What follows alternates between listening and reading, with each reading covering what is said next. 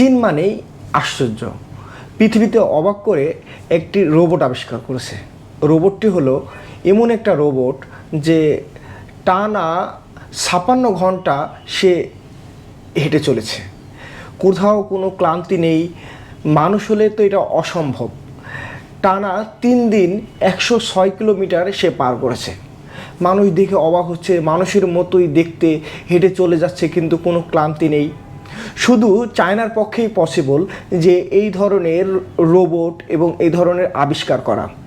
পৃথিবীতে প্রযুক্তির দিক থেকে চায়নার যে কত এগিয়ে যাচ্ছে, তাদের এই ধরনের টেকনোলজি, রোবট এগুলো দেখলে অবাক করে।